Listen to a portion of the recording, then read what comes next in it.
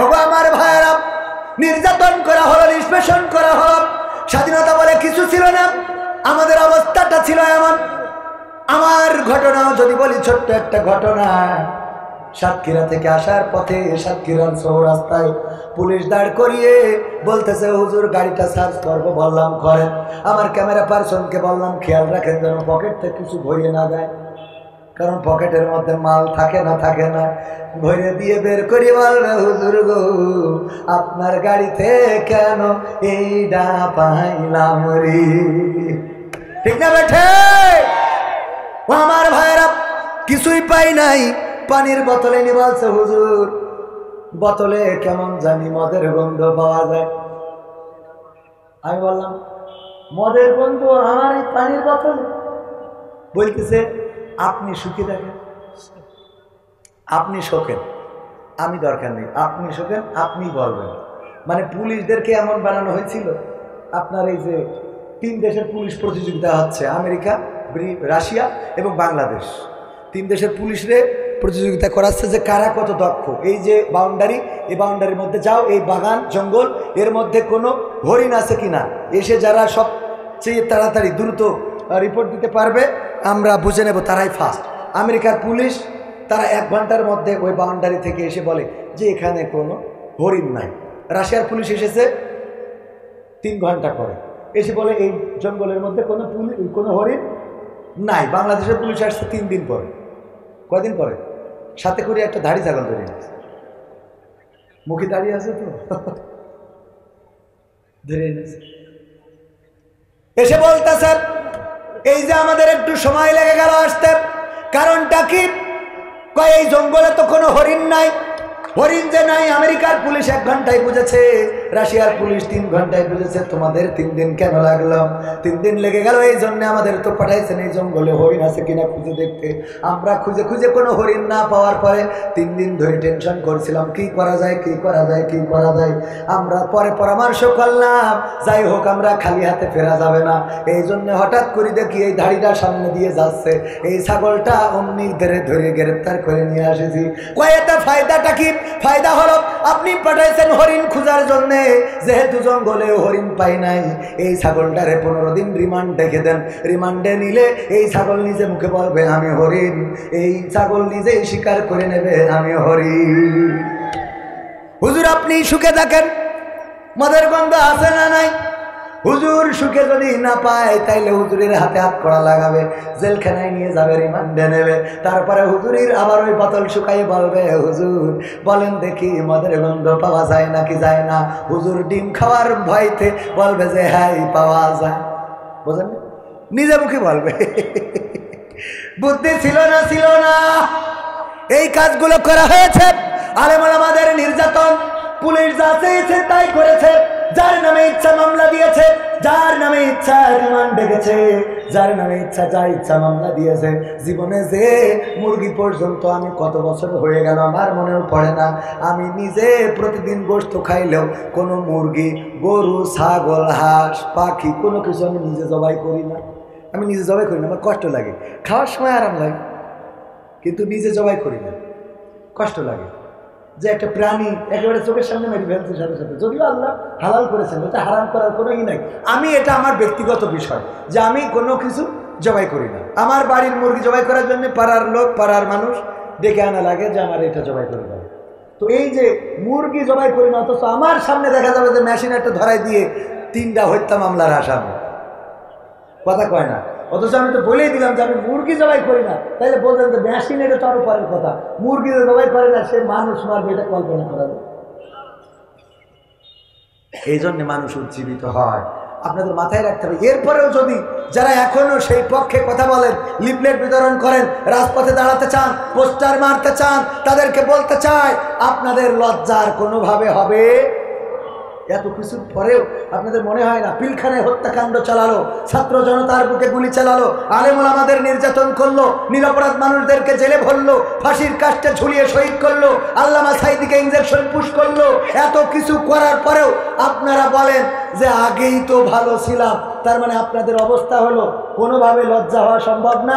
ওই যে আমাদের মাহমুদুল হাসান জিয়াদি ভাইয়ের উদাহরণটা দিই যে একবার ওয়াজ করে যাচ্ছে, তেমাত নাই দেখে একজন পায়খানা করতেছে, রাতের অন্ধকার, রাত 12টার সময় চিন্তা করলো এই রাস্তায় পায়খানা করতেছে, এটা তো ঠিক কাজ না, ভালো কাজ না। একটু লজ্জা দেওয়ার জন্য মোটরসাইকেলের হেডলাইটটা ঘুরাই ধরেছে যে ও যেন লজ্জা পেয়ে আর এই কাজ না করে। ও লজ্জায় এত পাওয়া পেয়েছে যে লুঙ্গি তুলে মুখ ঢেকে চুপচাপ বসে আছে। লজ্জা পেয়েছে না? এখন এদের অবস্থা এরকম, লুঙ্গি খুলে যায়, যাক মুখ ঢেকেতে পোস্টার মেরে বেড়ায়, আসে না নাই? ওরা বাবা তুই যে পোস্টার মারিস তোর কি মনে হয় না কত অন্যায়, কত অপরাধ, এই হাতে কত রক্ত, শুধুমাত্র গুলি করে ক্ষান্ত হয় নাই, এই লাশগুলো আবার গাড়িতে তুলে পেট্রোল ঢেলে আগুন লাগিয়ে জ্বালিয়ে পুড়িয়ে সরকার করা হয়েছে। এত কিছুর পরেও যদি তোমাদের মনে হয় আরো কিছু বলা দরকার, তাইলে তোমাদের জন্য আমাদের আর কোনো ওয়াজ নাই, তোমাদের জন্য আবাবিলের পাথর ছাড়া আর শেষ রক্ষা হবে। কথা কয় না? তোমাদের জন্য এর বাইরে আর কিছু নেই। আল্লাহ বলেন আল্লাহ যাকে চান তাকে ইজ্জত দেন, যাকে চান তাকে বেইজ্জতি করেন।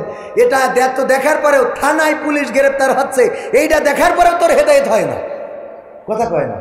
পুলিশের ডিসি, ওসি, এসপি সব এখন রাত্রে পালানোর চেষ্টা করতেছে। যারা আবার দুই একজন দেখি ফেসবুকে স্ট্যাটাস দিচ্ছে বিদায় বাংলাদেশ, এয়ারপোর্টে যেয়ে টার্মিনাল থেকে একটা ছবি তুলে বাড়ি যেয়ে ফেসবুকে স্ট্যাটাস দিচ্ছে বিদায় বাংলাদেশ, অথচ বাড়ি থাকে। বুদ্ধি, শয়তানি বুদ্ধি। আল্লাহ, বিদায় বাংলাদেশ, এয়ারপোর্টে যেয়ে টার্মিনাল অন, বিদায় বাংলাদেশ, ছবি ফেসবুকে, অথচ বাড়ি পলাই রয়েছে। পুলিশ যেই দেখে পারি।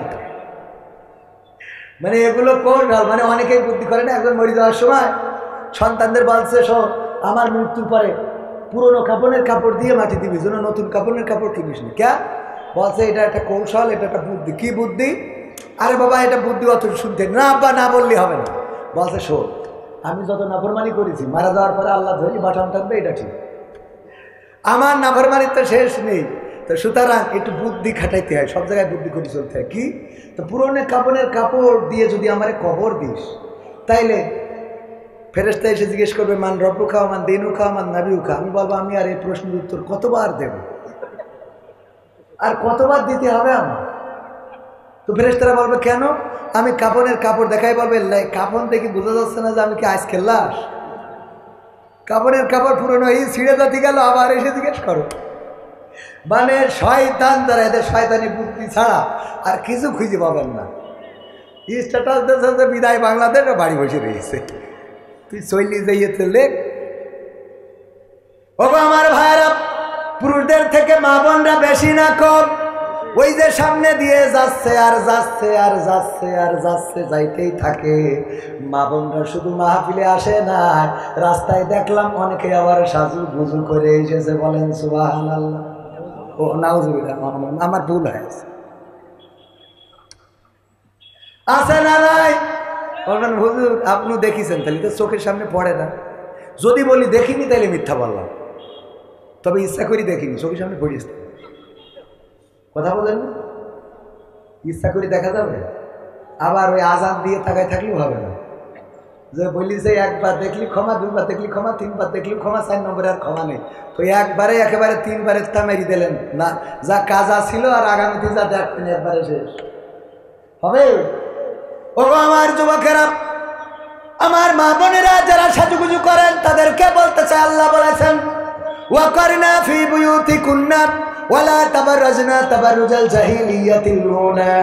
ও নারীরা পর্দার মধ্যে থাকো, জাহেলি যুগের মেয়েদের মতো সাজুগুজু করে নিজেদেরকে প্রদর্শন করে বেড়ায় না। কথাটা কার? কথাটা কার? আল্লাহ বললেন সাজুগুজু করবা না, নিজেদেরকে দেখায় বেড়াবা না। আর আমার মা বোনেরা এখন সিদ্ধান্ত নিয়েছে আল্লাহ ভাতও খাবো, মুড়িও খাবো। ভাতও খাবো, বোঝেননি মনে হয় আমার কথা। সভাপতি জনাব আলহাজ মুক্তার আলী বিশ্বাস সাহেব উনি বলল তোমাদেরকে একটু পিকনিকে নিয়ে যাবো ভাতখালিতে, আমার সাথে 10 জন যাইতে পারবে। উনি 10 জনকে দাওয়াত দিয়েছে। আমরা 10 জনের জায়গায় এমনি সেমনি করে 20 জন হয়ে গেছে। সভাপতি জানে যে 10 জনকে ডাকলে 20 জন হবে, কারণ সে প্রভাবশালী মানুষ। এই জন্যই বুদ্ধি করে 10 জনের জন্য ভাত আর 10 জনের জন্য মুড়ি ভাজা এই জাতীয় কিছু নিয়েছে, যে অন্তত যদি লোক বেশি হয় তাহলে কিছু লোকের ভাত খাওয়াবো আর কিছু লোকের মুড়ি খাওয়াবো। আমার কাছে জিজ্ঞাসা করছে কবির বিন সামাদ, আপনি কি খাবেন, মুড়ি খাবেন না ভাত খাবেন? আমি বললাম ভাত খেয়ে তারপর মুড়ি খাবো। বেকায়দা না?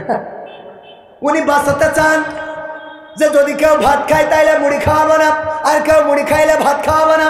বলে দিলাম ভাত খেয়ে তারপর ওই যে ডাক্তারের কাছে যে জিজ্ঞেস করছে না, ডাক্তার বলেছে যে শোনেন আপনার যে শরীরের কন্ডিশন, আপনি এখন থেকে সকালে একটা, দুপুরে 2টা, রাত্রে 2টা রুটি খাবেন। তো বাজা হুজুর ডাক্তার সাহেব ভাত খাওয়ার আগে না খাওয়ার পরে? বাজা শয়তান তোর ভাত খাওয়াবে না বলেই তো বলছি রুটি খাবে। ওর খাওয়ার আগে না পরে হিসেব করতেছে রুটি খাবে। ওর বেকায়দা অবস্থা হয়ে বলেই তো একটু কন্ট্রোল করে দিচ্ছে যে 1টা রুটি 2টা রুটি 2টা রুটি। ও বলছে হুজুর ডাক্তার সাহেব ভাত খাওয়ার আগে না পরে? কথা বোঝেননি? হ্যাঁ, 4টার মধ্যে আমি যদি শেষ করতে পারেন করে দিই। আমারও কষ্ট আছে, শুনো বলবো আর একটু। হ্যাঁ, 4টে পর্যন্ত তো ভালো করে দিবেন। আমি টাইমের ব্যাপারে খুব এলাম, আমার খাতি দেন না দেন টাইমটা ঠিক রাখ। আমার 2টা জিনিস ঠিক রাখতে হবে, একটা হলো আর্থিক বিষয় আর একটা হলো টাইমের বিষয়। এই দুটোরে জীবনে যে গুরুত্ব দিতে পারিনি সে জীবনেরই গুরুত্ব দিতে পারিনি। বোঝেননি? সময় মানেই তো জীবন। আমি যতজনের টাকা ধার দিয়েছি খুব কম লোকই পাইছি যে টাইম মতো রাইট টাইমে টাকা পরিশোধ করেছে। এমনকি ইমিডিয়েট একজনের টাকা ধার দিয়ে জানুয়ারির 16 তারিখ 15 তারিখে দেওয়ার কথা, ফেব্রুয়ারির 15 চলে গেছে, না যাই না এখনো যাবে। আমি চাইছি, বলছে ভাই চাপ দিয়েন না, আমি লাইন মতো করে দিব। আমার সাথে আর একজনের টাকা ধার দিয়েছে 2 লাখ, দিতে লাস্টে 5,000 বলছে, ও 5,000 তো দেবো না। এমন আছে কলা বেচা টাকা, কি করবেন টুকটাক করে। এই জন্যে এই জায়গাগুলো গুরুত্ব দেওয়ার দরকার আছে না? লেনদেনে যার স্বচ্ছতা নাই সেই ব্যক্তির জীবনের কোনো স্বচ্ছতা নাই। যদি সে দাড়িওয়ালা হয়, হুজুর হয়, ইমাম হয়, মাওলানা হয়, মৌলবী হয়, তাও একই অবস্থা। আর টাইমের যে সচেতন না সে জীবনকে গুরুত্ব দিতে পারে না। ওগো আমার মা বোনেরা সাজুগুজু করবেন। আল্লাহ রাব্বুল আলামিন বললেন, ওগো নারীরা তোমরা সাজুগুজু করো না, পর্দার মধ্যে থাকো। আর জাহিলি যুগের মেয়েদের মতো বেপরদা হয়ে নিজেদেরকে প্রদর্শন করে বেড়াইও না। এখন বেশি দূর যাওয়া লাগবে না, গদখালিতে যান। কথা কয় না? ওয়েলদে শাড়ি, মাথায় ফুল, ঠোঁটে লিপস্টিক, তারপরে আবার তার কাটার বেড়া কালো করে বাউন্ডারি আছে না নাই? ওরে বাবা, কালো মানুষটা আলকাতরা বেগমটাও পরিমণি এত সাজুগুজু করেছে ওই গদখালিতে, আবার ফুল মাথায়। এইগুলো দেখার জন্য আমার যুবকেরা যায়, ওই দেখে মাথা নষ্ট হয়ে যায়। আব্বা বিয়ে দে। এইগুলো দেখে বিয়ে না দিয়ে রাসূলের হাদিস দিয়েও তো বিয়ের অনুরোধ জানানো যায়। রাসূলের হাদিস আছে না? বিশ্বনবী বললেন, ওগো আমার সাহাবীরা শুনে নাও, যদি তোমরা স্ত্রীদের সাথে মিলন করো, যদি নারীদের সাথে স্ত্রীদের সাথে সঙ্গম করো, তোমাদের স্ত্রীদের সাথে যখন তোমরা একান্তে সময় কাটাও, এই সময়ের জন্য আল্লাহ রাব্বুল আলামিন তোমাদের আমল নামায় সওয়াব লিখে দেন।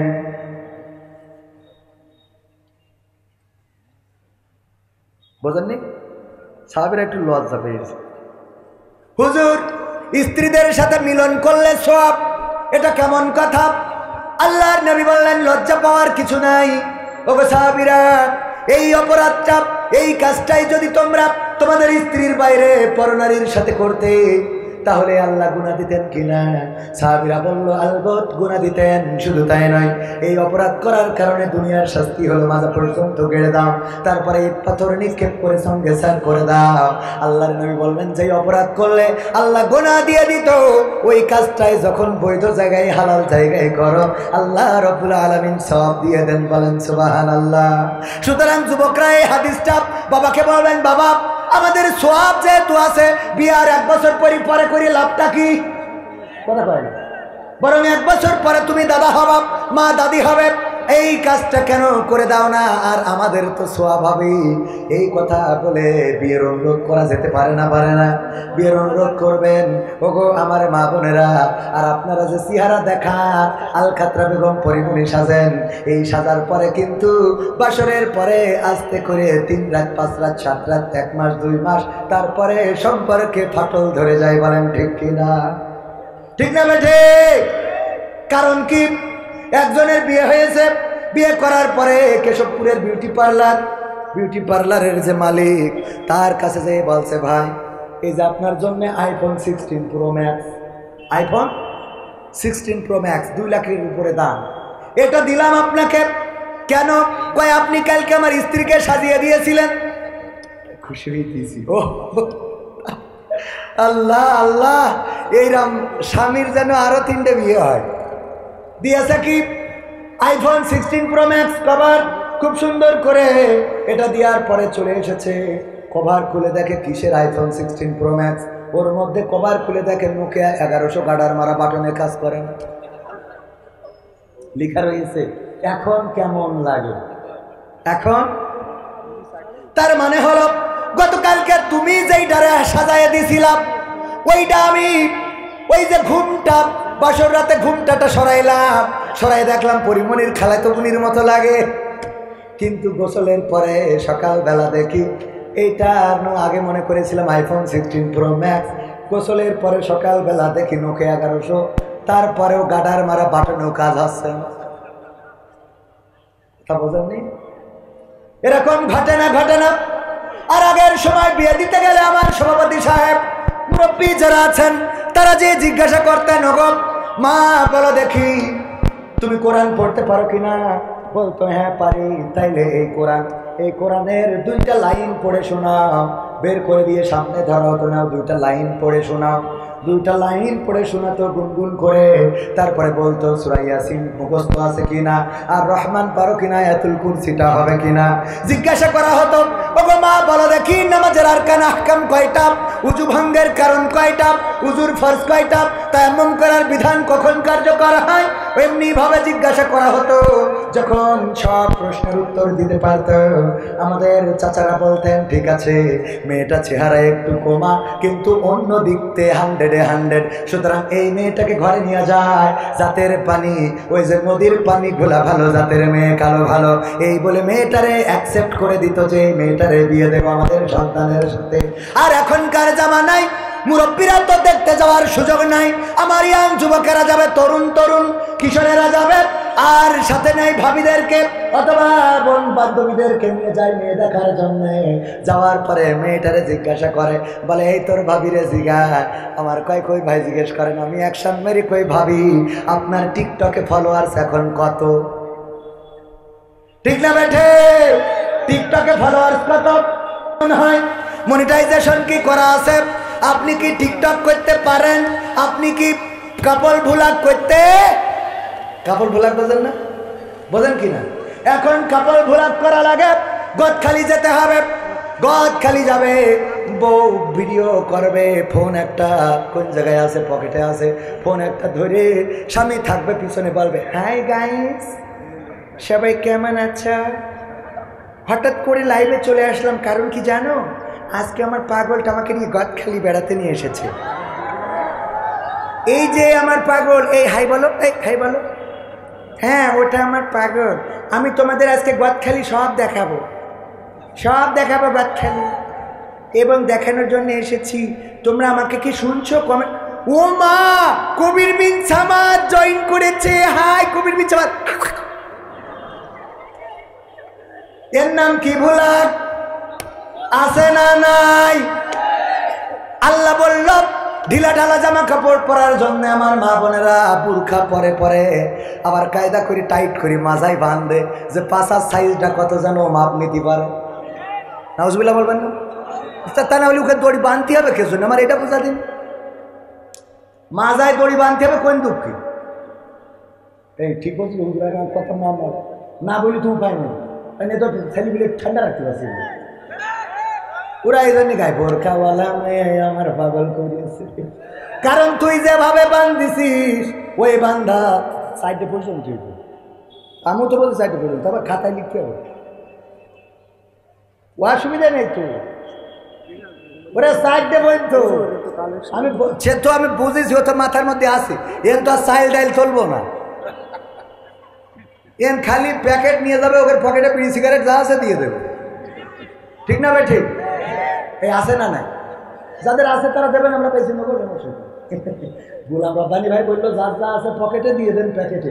একজন 2 প্যাকেট আকিস বিড়ি দিয়েছে, দিয়ে আবার লিখে দিয়ে হুজুর আমার তো শেষ সম্বলে 2 প্যাকেট আকিস বিড়ি আজ কিনিলাম, খাইলে এইটাও নেই, আমার ঢাকাও হবে বলে মনে হয় না, তাও আমি দিছি। কারণ কি? কারণ আপনি বলেছেন যার যা আছে পকেটে দিয়ে দেন প্যাকেটে, আমি দিছি। আমার দাবি আছে। কি দাবি? 1 প্যাকেট কমিটি দেবেন আর 1 প্যাকেট আপনি বাড়ি দেওয়ার সময় গাড়িতে বসে টানবেন। বুদ্ধি আছে না নাই? গোলাম রব্বানী ভাই ঘটনা, আমার না কিন্তু। তো এই জন্যে পকেটে যা আছে প্যাকেটে দেবে। প্যাকেট নিয়ে স্বেচ্ছাসেবক খালি রেডি থাকতে কন, সাথে যদি ছোটোখাটো লাঠি থাকে তাও নিয়ে রাখতে কন, যে দেবে না ছপাং করে বাড়ি বসে দেবে। তা ওয়াজ শুনবাই এত টাকাতে হুজুর নিয়ে আসি, টাকা দেবা না পাকাবো ভাই যাও, ওই যে টাকা রেডি করে গেছে। ও বিড়ি বিড়ি কি ও টাকা, ও তাও ভালো বিড়ি প্যাকেট দেখাচ্ছে। ও আমার ভাইয়েরা, বিড়ি কি খাওয়া যাবে? না, খাওয়া যাবে না।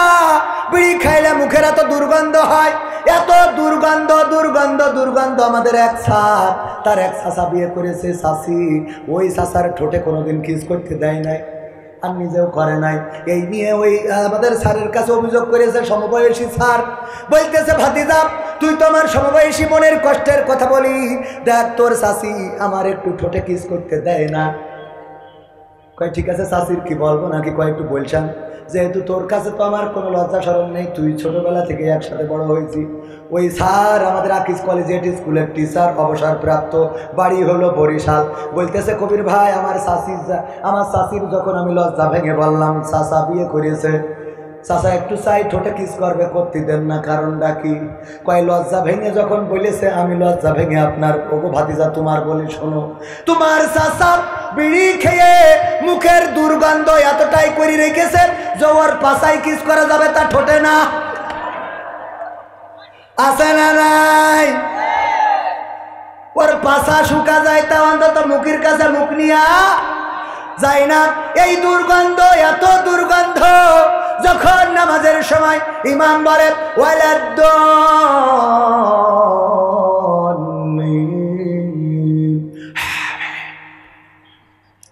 মুখ থেকে আমিন যে বললো, ওই যে বেরোইলো, ফেরেশতা খাতা থেকে চলে যায় যে আগে নামাজ পড়ি না তারপর লেখ। এখন লিখা হবে না, কারণ তোর আমিনে যা বের হয়েছে মুখ থেকে আর অন্তত কাঁধে বসে থাকা সম্ভব না, পরে আসবানে। এই খেয়াল করেন আপনারা, পায়খানায় যাবেন টয়লেটে, পাবলিক টয়লেটে, বোঝা যায় যে আমার আগের যে সিরিয়াল ছিল সে বিড়িখোর ছিল। এই বোঝা যায় না? যায় না? উঠেনে একটা ভালো জায়গা সেখানেও একে দুর্গন্ধ আবার বিড়ির গন্ধ, 2 রকম গন্ধে আমাদের মতো মানুষ ঢুকলি মনে হয় এর আর না বেরো, এখানেই থাকি। মনে দুঃখী না বেরো, মানে মনে দুঃখে আর বেরোতে, মানে অধিক শোকে পাথর, বোঝেননি? এইগুলো কি করা যাবে? না, যাবে না। আমার যুবকেরা, আমার তরুণেরা, আমার কিশোরেরা, যদি ধূমপান করে থাকো দয়া করে ধূমপানটা ছেড়ে দিতে হবে। রাজি কারা কারা? 2টি হাত দেখতে চাই। এত লোক ধূমপান করেন, সব বিড়ি করে। আমি বললাম যদি করে থাকো আগামীতে আর করবে না, হাত উঁচু করো। যারা করেন না ওদের তার হাত উঁচু করার দরকার নেই। এত বিড়ি খোর কেন? আল্লাহ, কোয়ানে যাব? সত্যিকার অর্থে যারা বিড়ি খান আর খাবেন না, হাত উঁচু করেন। মনে সাহস নিয়ে যে খাই, খাবো না, আজকে এই মাহফিলটা সাকসেস হোক, বিড়ি খান খাবেন না, হাত উঁচু করেন। 1 জন, 2 জন, 3 জন, 4 জন, আর 5 জন, 6 জন, 7 জন, আর 8 জন, অন্তত 10 জন হবে না যে বিড়ি ছেড়ে দেব? হয়ে গেছে মনে হয়, এক এক করে উঠেছেন, আলহামদুলিল্লাহ। সাহস করে যারা উঠিয়েছেন, সাহস করে যারা হাত উঠিয়েছেন, আল্লাহর কসম করে বলি সারাটা ওয়াজ যদি কাজে না লেগে থাকে, সারাটা ওয়াজ যদি কোনো সওয়াব না হয়ে থাকে, এই যে 10 জন বিড়ি খাওয়ার সিদ্ধান্ত নিয়েছেন, আমি মনে করি এটাই সফলতা। আল্লাহ যেন এই 10 জনকে আমৃত্যুকাল আর বিড়ির কাছে না নিয়ে যায়। আল্লাহ কবুল করুন। ওগো আমার যুবকেরা, কিসের জন্য এই ধূমপানটা করেন? শত শত টাকা অপচয় করেন, স্ত্রী কষ্টে থাকে, পরিবারের লোক কষ্টে থাকে। আমার সাথে যখন কেউ কথা বলে, হুজুর আমি আপনার ভক্ত, মুখ দিয়ে গন্ধ বের হয়, আমরা যারা বিড়ি খাই না এটা বুঝতে পারি, সে তো বোঝে না। বোঝে বলে? সে বোঝে না, কিন্তু যারা বিড়ি খায় না তারা বোঝে। আপনি আমার ভক্ত, বিড়িটাও ছাড়লেন না, এই ভক্ত হয়ে কোনো লাভ নেই, লাভ আছে? সুতরাং 10 জন মানুষ অন্তত শপথ করেছেন বিড়ি ছেড়ে দেবেন। যুবকদের জন্য আমার 5টা নসিহা। কয়টা? 1 নম্বর কাজ, নামাজ কাজা করা যাবে, নামাজ কাজা করা যাবে না। 2 নম্বর কাজ, নামাজ কেন কাজা করা যাবে না? আল্লাহর নবী বলেছেন পরকালের ময়দানে প্রথম হিসাব নেওয়া হবে কিসের? নামাজের। এই সালাতের হিসাবে যে পার পেয়ে যাবে তার বাকি জায়গাগুলো সহজ হয়ে যাবে। বলেন সুবহানাল্লাহ। অনেকেই আওয়ামী লীগ করে, অনেকেই বিএনপি করে, অনেকেই জাসদ করে, বাসদ করে, হেফাজত করে, জামাত করে, চরমনাই করে, তাবলীগ করে, পাবলিক করে। কোন দল আসলে জান্নাতের দল আমরা জানি না, তবে এতটুকু জানি আল্লাহর দল ইসলামের দল, জামাত ইসলাম। এটা করে জান্নাতে যাবেন গ্যারান্টি দিতে পারবো না, কিন্তু ইসলাম যদি করেন জান্নাতে যাবেন, এই গ্যারান্টি আছে না নাই? ইসলাম করলে জান্নাতে যাবেন গ্যারান্টি দেব, কিন্তু জামাত ইসলাম করবেন, হেফাজতে ইসলাম করবেন, আওয়ামী ইসলাম করবেন, বিএনপি ইসলাম করবেন, তাবলিগি ইসলাম করবেন, চরমনাই ইসলাম করবেন, এটা দিয়ে জান্নাতে যাবেন গ্যারান্টি দিতে পারবো না। কিন্তু প্রকৃত অর্থে আল্লাহর দেওয়া ইসলাম যদি করেন জান্নাতে যাবেন, এই গ্যারান্টি আমাদের কাছে আছে না নাই? কারণ আল্লাহ বলেছে ইন্নাদ দীনা ইনদাল্লাহিল ইসলাম, নিশ্চয় আমার পছন্দের মনোনীত দিন, ধর্ম, পথ চলার রাস্তা হলো ইসলাম। যারা ইসলাম মোতাবেক চলে, আল্লাহর আইন অনুসারেই তারা চলে, আর তাদের জন্য আল্লাহর জান্নাত। বলেন সুবহানাল্লাহ। সেই আল্লাহর জান্নাত যদি পেতে হয় ইসলাম মানার দরকার। ইসলামের স্তম্ভ কয়টা? সবাই বলেন কয়টা? জোরে বলেন কয়টা? আমাদের মধ্যে অনেকেই আছে ইসলামের স্তম্ভ কয়টা জানে না, উজুর ফরজ কয়টা জানে না, নামাজের আরকান আহকাম কয়টা জানে না, উজু ভঙ্গের কারণ কয়টা জানে না, ঈমান ভঙ্গের কারণ কি কি জানে না। ওগো আমার ভাইরা, এইগুলো কমন জানার দরকার আছে না নাই? ইসলামের স্তম্ভ 5টা, একজন কয় 2টা। আমি বললাম কি কয়? মা বাবার খেদমত আর বিয়ে করা। ইসলামের স্তম্ভের মধ্যে ও কোনে পেয়েছে আল্লাহ সেই ভালো জানে। মা বাবার খেদমত আর বিয়ে করা। আমি বললাম যাক, আগেরটা থাক আর না থাক, পরেরটা ঠিক রেখে।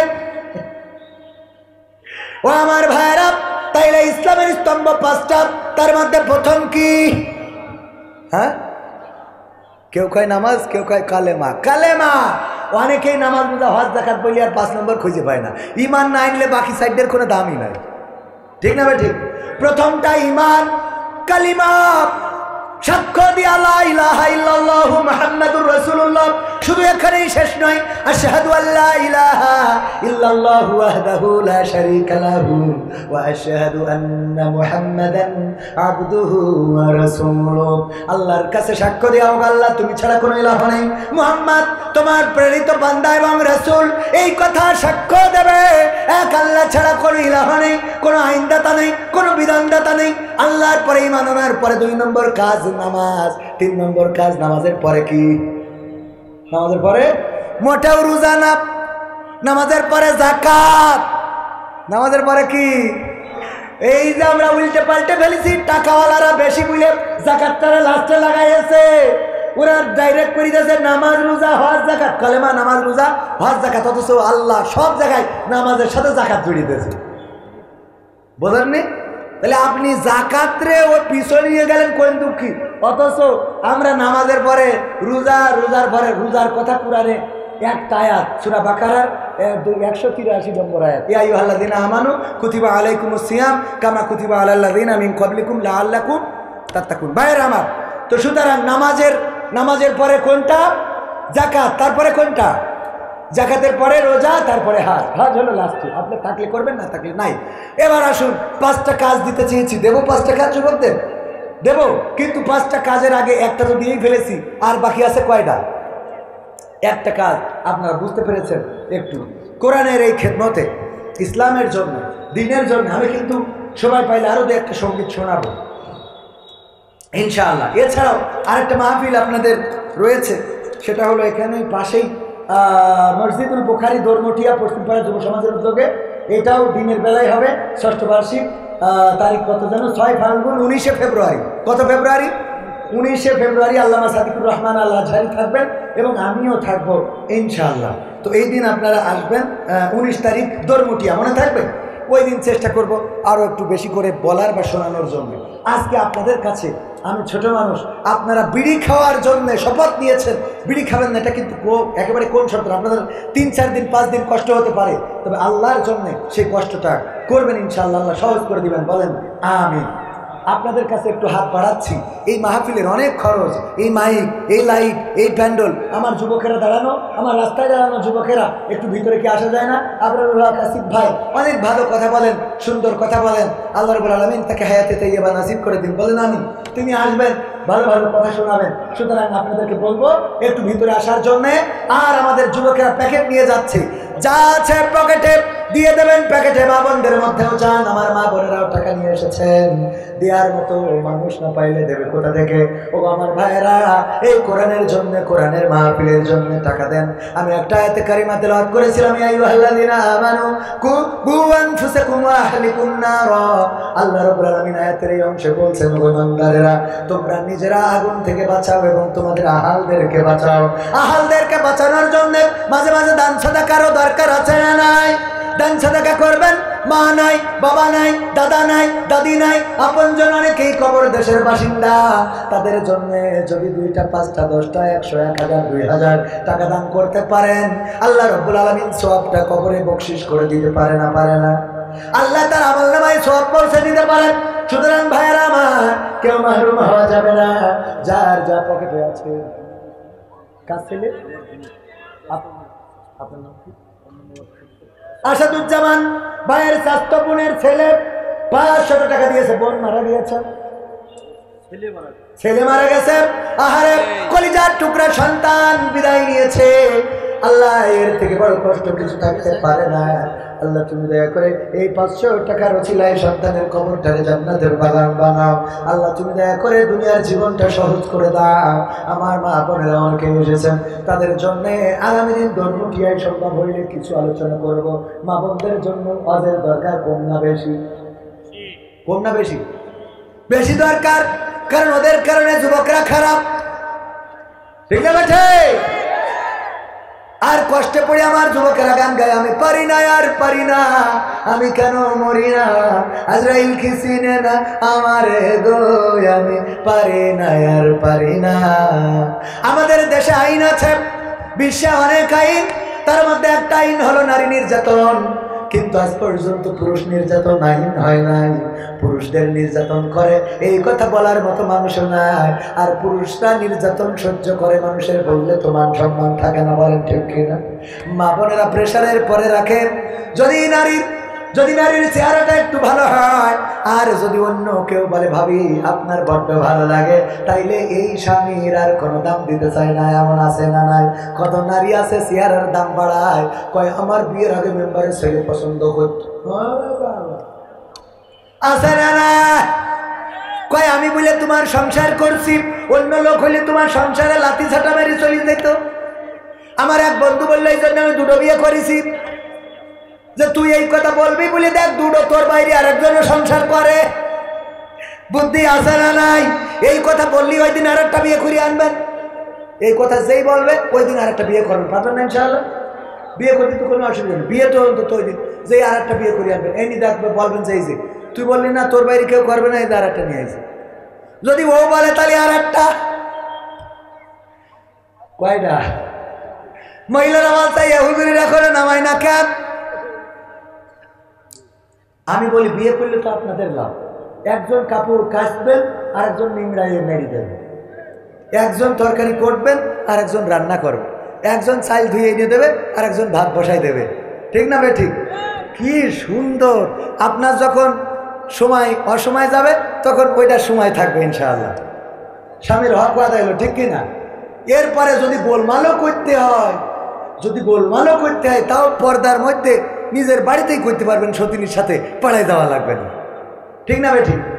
পর্দার মধ্যে থেকে গোলমাল, বুঝলেন? এর থেকে আর উপকার আপনি কি খোঁজেন?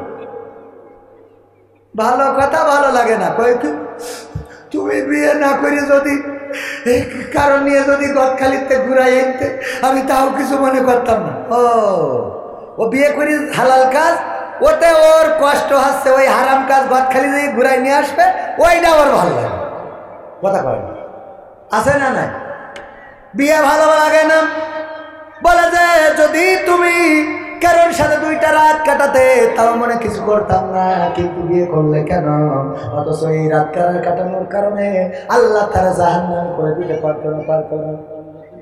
মনিরুদ্দিন খোকন মা মারা গেছে, 500 টাকা করলো দান, আল্লাহ বাড়িয়ে দাও সম্মান, নেখায়া দিয়ে দেওয়ার কেউ যদি কারণ আমি দিতে চান, আমি মুসাফির মানুষ, দোয়া করে দেব। আল্লাহর রাস্তায় দান করলে বৃথা যাবে না। আল্লাহ বলেছেন ইন্নাল্লাহা আশতারা মিনাল মুমিনিনা আনফুসাহুম ওয়া আমওয়ালাহুম বিআন্না লাহুমুল জান্নাহ। আমার আল্লাহ বলছেন, ওগো বান্দারা, তোমরা যে মাল দাও এবং তোমরা যে জান দাও আমার রাস্তায়, এই জান এবং মালের বিনিময়ে আমি তোমাদের কাছে আমার জান্নাতটা বিক্রয় করে দিই। জোরে জোরে বলেন সুবহানাল্লাহ। সুবহানাল্লাহ বলা যাবে না? বলেন সুবহানাল্লাহ। একবার যদি কেউ সুবহানাল্লাহ বলে, আল্লাহর নবী বলেছেন যদি কেউ একবার সুবহানাল্লাহ, আলহামদুলিল্লাহ, লা ইলাহা ইল্লাল্লাহ, আল্লাহু আকবার বলে, তার জন্য জান্নাতে আল্লাহ একটা চারা রোপণ করে দেন। সুবহানাল্লাহ বলেন। জান্নাতে আপনার একটা গাছের মালিক করে দেন। বলেন সুবহানাল্লাহ। আল্লাহর নবী বললেন শুধু তাই নয়, সাহাবীরা শোনো, যদি কেউ একবার সুবহানাল্লাহ বলে, আল্লাহ রাব্বুল আলামিন এই একবার সুবহানাল্লাহ বলার কারণে তার দুনিয়ায় যত ফাঁকা জায়গা আছে সব ফাঁকা জায়গার সমপরিমাণ সওয়াব আমলনামায় লিখে দেন। বলেন সুবহানাল্লাহ। এরপরেও সুবহানাল্লাহ বলতে কার্পণ্য বোধ হয়, আল্লাহর নাম নিতে কার্পণ্য বোধ হয়, এমন মানুষ আছে না নাই? আল্লাহর নাম নিতে কার্পণ্য করবেন না, জিকির করবেন, আল্লাহকে ডাকবেন। আল্লাহ বলেছেন ফাযকুরুনি আযকুরকুম ওয়াশকুরুলি ওয়ালা তাকফুরুন। তোমরা আমাকে স্মরণ করো, আমিও তোমাদেরকে স্মরণ করব, আর আমার নিয়ামত খেয়ে অকৃতজ্ঞ হইও না। কথাটা কার? সবাই বলেন, কথাটা কার? সে আল্লাহর নাম নিতে যাদের মুখে কার্পণ্যতা হলো, আল্লাহ যদি জবান বন্ধ করে দেয়, এই জবান দিয়ে বড় তো আর নাম নিতে পারবেন? আল্লাহর নাম নিতে কষ্ট হয়, অথচ কবরে যাওয়ার পরে প্রথম নামটা নিতে হবে আল্লাহ। আল্লাহ বলবেন মান রব্বুকা, বলতে হবে কি? রব্বি আল্লাহ। এই আল্লাহ নাম নিতে চায় না, আল্লাহকে ডাকতে চায় না। বিপদে পড়লে ও মা গো, আগে মাকে ডাকে, আগে বাবাকে ডাকে। বিপদে পড়লে ফোন ধরায় বন্ধুর কাছে, ফোন ধরায় ওসির কাছে, ডিসির কাছে, নেতার কাছে। কিন্তু ফোনটা যদি আল্লাহর কাছে ধরাইতো, যেমন করে ধরাইছিলেন ইউনূস আলাইহিস সালাম, যখন বিপদে পড়ে গেলেন কল করলেন কার কাছে? কার কাছে? আল্লাহর নাম নিতে কষ্ট না? কার কাছে? অনেক মুরব্বী দাড়িওয়ালা দেখলাম মুখ নাড়াই নাই, মানে ওকে জবান দিয়ে আল্লাহ এই নামটা বের করতে চায় না। কারণ যৌবন কালে বেড়া ভেঙে বেড়া গেছে, এখন বুড়ো কালে দাড়ি রেখে বড় পরহেজগার। এই জন্য আল্লাহ বলে তুই আল্লাহ বলিস না, তোর মুখে আল্লাহ মানায় না। বোঝেননি? মাথায় চিন্তা করবেন, আল্লাহ আবু জাহেলের দিয়ে ইসলামের কাজ করায়নি। বোঝেননি? তো আপনি বুঝে নেন আপনি কার দলে, আপনার আল্লাহর নাম বলতে কষ্ট। সামনে 14 ফেব্রুয়ারিতে কি ওই দিন যাবে মেয়ে মানুষ নিয়ে মোটরসাইকেলে গিয়ার দিয়ে তো আবার? হ্যাঁ, কেন আমি যদি ওকে বলি না যাওয়া যাবে না, ওরা আমার রাত দাওয়াত দেবে? দেবে? হ্যাঁ, তাহলে বলি আজকালকে ছেলেরা বই নিয়ে আর বসে না, ও বাবা গুগলে সার্চ করিয়া পড়ি। ওরে কালের মেয়েরা কোরআন হাদিস ধরে না, এখনকার মা বোনেরা এই কোরআন পড়ে না, ও আল্লাহ টিকটকে ভিডিও ওরা করে। আজকালকের ছেলেরা বই নিয়ে আর বসে না, গুগলে সার্চ করিয়া পড়ি। আগের সময় প্রেম করিলে মুরব্বীরা বলতো পাইছ কি, এখন বলে শখ করিয়া বাবু তুমি খাইছ কি? ঠিক না বেঠে? বাবু তোমাকে খাইয়াছা সেনা পাখি না, ও খাইনি, ও তো বুড়ো ধাড়ি হওয়ার পরে এখন বাবু বলা লাগে। এখন বাবু যেহেতু বলেছো, ও তো খায় না, ওর মুখে ফিদার ধরতে হবে। কি ধরতে হবে? আগের সময় প্রেম করিলে মুরব্বীরা বলতো পাইছো কি, এখন বলে সব করিয়া বাবু তুমি খাইছো কি। লজ্জা শরম নাই আইলাম কোন জামানাই, লজ্জা শরম নাই আইলাম কোন জামানাই, ভবিষ্যৎ দেখি অন্ধকারে। আজকালকের ছেলেরা বই নিয়ে আর বসে না, ও বাবা মোবাইলে সার্চ করিয়া পড়ি। নতুন করে হয়েছে চালু এখন আবার কন্টেন্ট, পরিচয় করাই দেখি এই আমার বয়ফ্রেন্ড। কথা কয় বয়ফ্রেন্ড অথবা গার্লফ্রেন্ড পরিচয় করা এমন আছে না নাই? মেয়েরা বাড়িতে নিয়ে আসে হঠাৎ করে বেগানা পুরুষ, মা জিজ্ঞাসা করে সাথে নিয়ে আসছো এটা কি? কোনোদিন তো দেখি নাই। আম্মা আম্মা আমি 3 বছর ধরে ওর সাথে বেলাইন মারতেছি। কি লাইন মারতেছি? লাইন মানে তো ভালো, বেলাইন মানে কি? খারাপ লাইন মারতেছে। আল্লাহ, তো কোনোদিন বলি না আম্মা আমি হয়তো ফোনে কথা বলি তো আজকে তোমার কাছে এনেছি আম্মা, আমি ওরে ছাড়া তো কাউকে বিয়ে করতে যাই। ওর তো সিয়ারা সিরি মনে আছে তো 5 গাঁজা টানে। আম্মা গাঁজা না খাইলে ও এনার্জি পায় না। ঠিক আছে, তো তোর আব্বা তো এর সাথে দিবেন না। আম্মা তুমি বলো না কি করবো? এক কাজ কর, তোর খালাবাড়ি নিয়ে চলি যা, নিয়ে চলি যা। তোর আব্বা এর সাথে জীবনে দেবে না, তোর আব্বার আমি কন্ট্রোল করার দরকার আমি করবান, তুই নিয়েতে ভাগ। তোর খালার আমি ফোন করে বলি রাখবেন, পাঠাই দিয়ে এইবার যখন আব্বা বাড়ি আস, ওরে বাবা কি জন্ম দে তুই যা। ও আল্লাহ আল্লাহ তুমি কি জন্ম দিছাও রে। ও আল্লাহ আল্লাহ আমার মুখি শুন এ কালি লাগায় করে গেল। ও রবিনের কাছে শেখ হাসিনাও ফের, ঠিক না বেটে? ও গাঞ্জা খোরের সাথে পাঠাই দিয়ে আবার কয় কি জন্ম দে তুই যাবো 10 মিনিট আর তুই 25 বছর ধরে এই করবি। কথা কয় না আর কত বলবো। মা বোনেরা একটু মেয়ের খেয়াল রাখেন, শুক্রবারে যদি ক্রসিং করতে যায় একটু খেয়াল রেখে ক্রসিং করতে লিপস্টিক মেখে যাচ্ছে কি, ও লিপস্টিক মেখে আলতা আইলা শাইলা বাইলা মেখে গেলি বলবে যে ও ক্রসিং না, ও কিন্তু অন্য কিছু কি যাচ্ছে। কথা কয় না। আর ওইগুলো তো আবার গর্ববোধ করে আমার মেয়ে। হ্যাঁ, আবার পর্দা করে, বুরখা পরে দাদি কিরা বুরখা, ও চলে ভাস পড়ে গেছে, দাঁত একটাও নেই। যদি বলে কেশবপুর যাবো, বাসে উঠে জিজ্ঞেস করে চাষি কনে কনে যাবে, কনে জিজ্ঞেস করে কনে যাবে নো দাদি,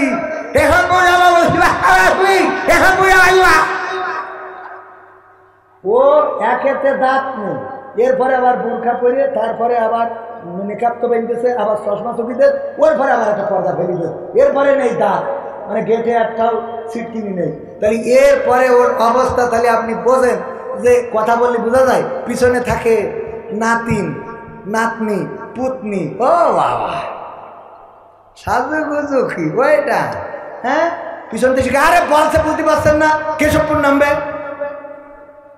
ঠিক না বে ঠিক? কারণ ওইটা যেইটা দেখে যুবকরা নষ্ট হওয়ার কথা সেইটারে পর্দা করে না, পর্দা করে যার দিকে কুত্তাও তাকাবে না। কথা কয় না, ঠিক না বে ঠিক? ওইটারে পর্দা না করি এইটারে, ওরে বাবা কি বান্দা বান্ধে। বান্দার দরকার যেটা সেইটা বান, দেখার দরকার যেটা সেইটা বান, ও মা না ওইটা। এই জন্য এইগুলো মাথায় রাখতে হবে। আল্লাহ হেদায়েত করে দিন, বলেন আমিন।